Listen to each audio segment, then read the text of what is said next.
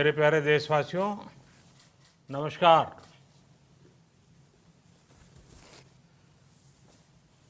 Corona वैश्विक महामारी के खिलाफ लड़ते लड़ते अब हम अनलॉक 2 में प्रवेश कर रहे हैं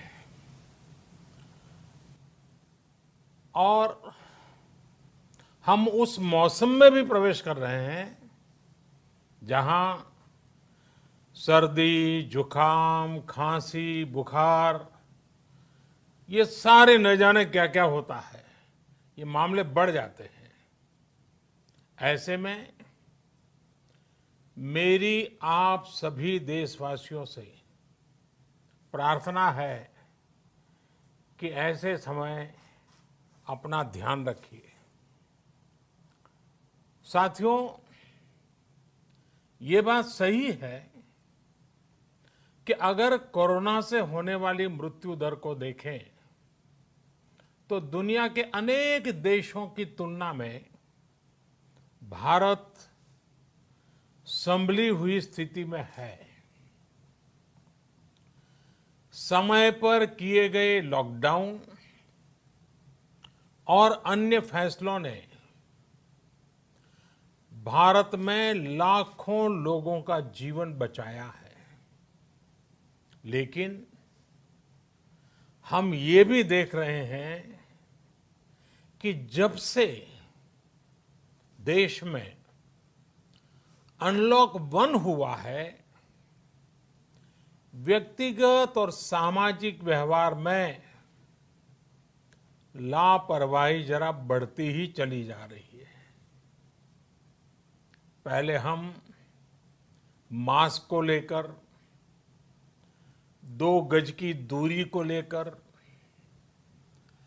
20 सेकंड तक दिन में कई बार हाथ धोने को लेकर बहुत सतर्क थे, लेकिन आज जब हमें ज्यादा सतर्कता की जरूरत है तो लापरवाही बढ़ना बहुत ही चिंता का कारण है। साथियों, लॉकडाउन के दौरान बहुत गंभीरता से नियमों का पालन किया गया था। अब सरकारों को, स्थानीय निकाय की संस्थाओं को, देश के नागरिकों को फिर से उसी तरह की सतर्कता दिखाने की जरूरत है। विशेषकर कंटेनमेंट जोन्स, उस पर तो हमें बहुत ध्यान देना होगा। जो भी लोग नियमों का पालन नहीं कर रहे हैं, हमें उन्हें टोकना होगा, रोकना होगा और समझाना भी होगा। अभी आपने खबरों में देखा होगा, एक देश के प्रधानमंत्री पर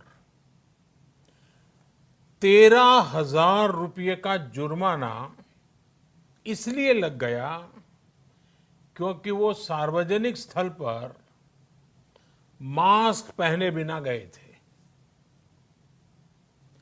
भारत में भी स्थानीय प्रशासन को इसी चुस्ती से काम करना चाहिए। ये 130 करोड़ देशवासियों के जीवन की रक्षा करने का अभियान है। भारत में गांव का प्रधान हो या देश का प्रधानमंत्री, कोई भी नियमों से ऊपर नहीं है। साथियों, लॉकडाउन के दौरान देश की सर्वोच्च प्राथमिकता रही ऐसी स्थिति न आए कि किसी गरीब के घर में चूल्हा न जले। केंद्र सरकार हो, राज्य सरकारें हो, सिविल सोसाइटी के लोग हों, सभी ने पूरा प्रयास किया कि इतने बड़े देश में हमारा कोई गरीब भाई बहन भूखा न सोए। देश हो या व्यक्ति, समय पर फैसले लेने से, संवेदनशीलता से फैसले लेने से किसी भी संकट का मुकाबला करने की शक्ति अनेक गुना बढ़ जाती है। इसलिए लॉकडाउन होते ही सरकार प्रधानमंत्री गरीब कल्याण योजना लेकर आई। इस योजना के तहत गरीबों के लिए 2.25 लाख करोड़ रुपए का पैकेज दिया गया। साथियों, बीते 3 महीनों में 20 करोड़ गरीब परिवारों के जनधन खातों में सीधे 31,000 करोड़ रुपया जमा करवाए गए हैं। इस दौरान 9 करोड़ से अधिक किसानों के बैंक खातों में 18,000 करोड़ रुपए जमा हुए हैं। इसके साथ ही गांवों में श्रमिकों को रोजगार देने के लिए प्रधानमंत्री गरीब कल्याण रोजगार अभियान तेज गति से आरंभ कर दिया गया है।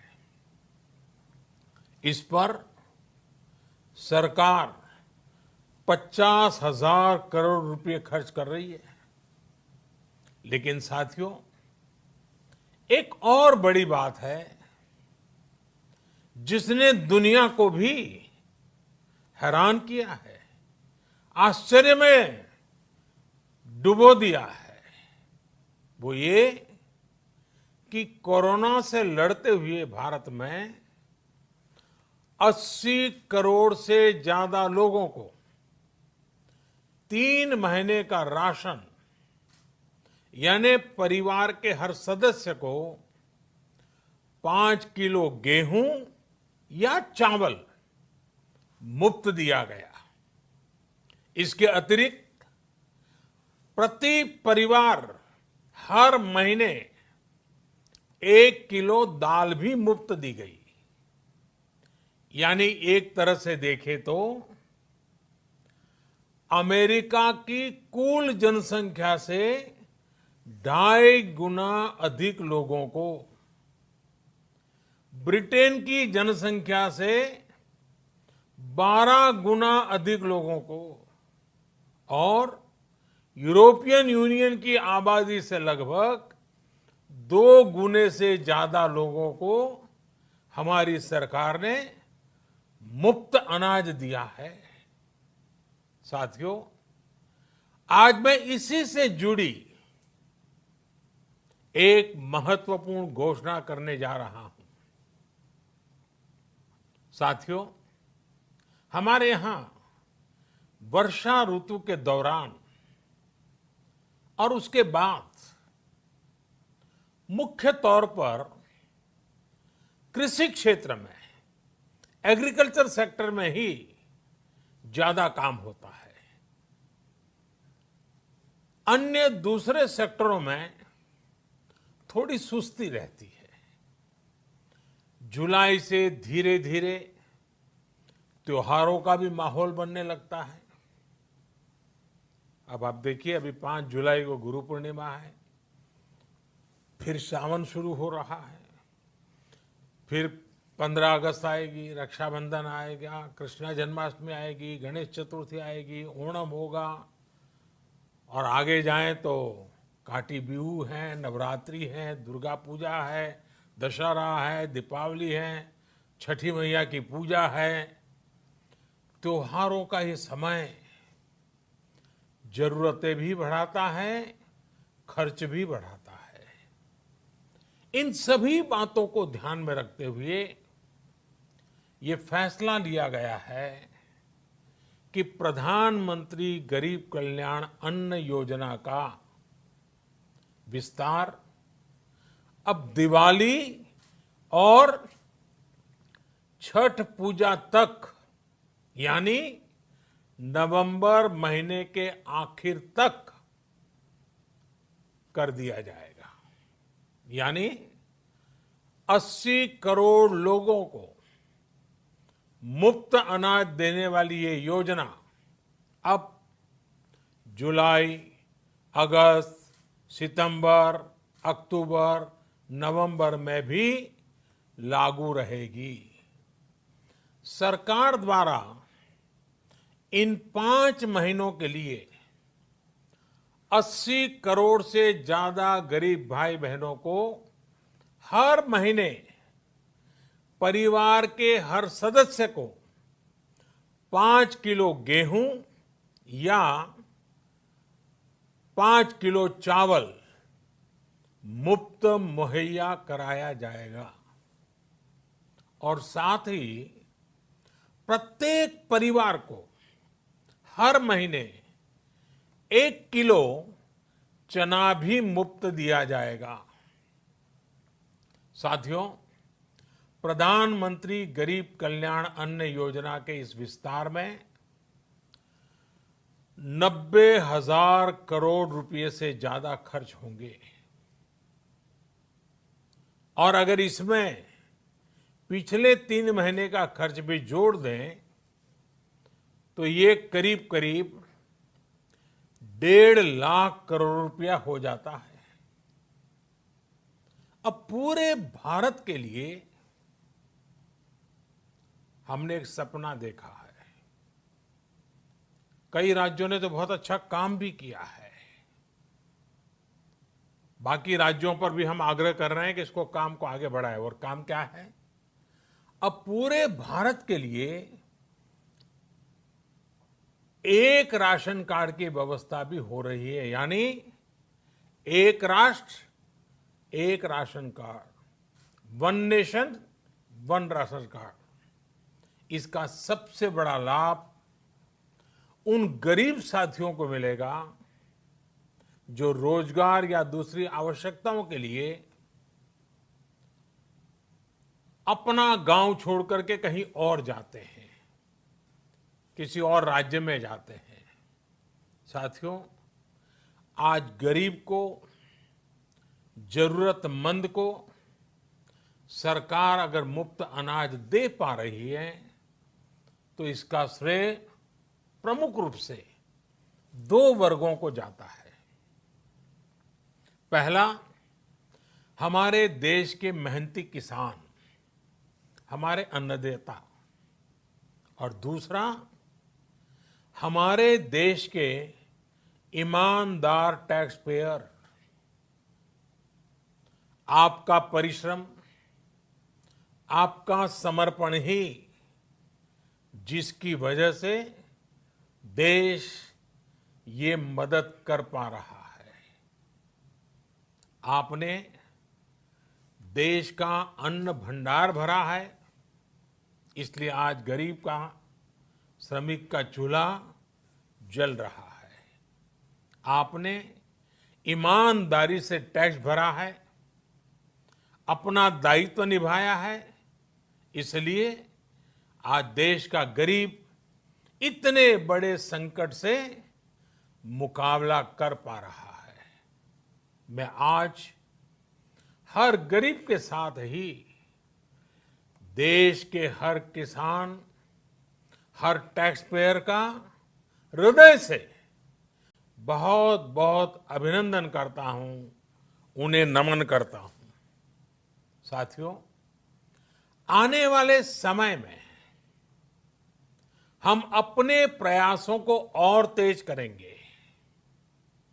हम गरीब, पीड़ित, शोषित, वंचित हर किसी को सशक्त करने के लिए निरंतर काम करेंगे। हम सारी एहतियात बरतते हुए इकोनॉमिक एक्टिविटीज को और आगे बढ़ाएंगे। हम आत्मनिर्भर भारत के लिए दिन रात एक करेंगे। हम सब लोकल के लिए वोकल होंगे। इसी संकल्प के साथ हम 130 करोड़ देशवासियों को मिलजुल करके संकल्प के साथ काम भी करना है, आगे भी बढ़ना है। फिर से एक बार मैं आप सबसे प्रार्थना करता हूं, आपके लिए भी प्रार्थना करता हूं, आपसे आग्रह भी करता हूं, आप सभी स्वस्थ रहिए, 2 गज की दूरी का पालन करते रहिए, गमछा, फेस कवर, मास्क ये हमेशा उपयोग कीजिए, कोई लापरवाही मत बरतिए। इसी आग्रह, इसी कामना के साथ मैं आप सभी को बहुत बहुत शुभकामनाएं देता हूं। धन्यवाद।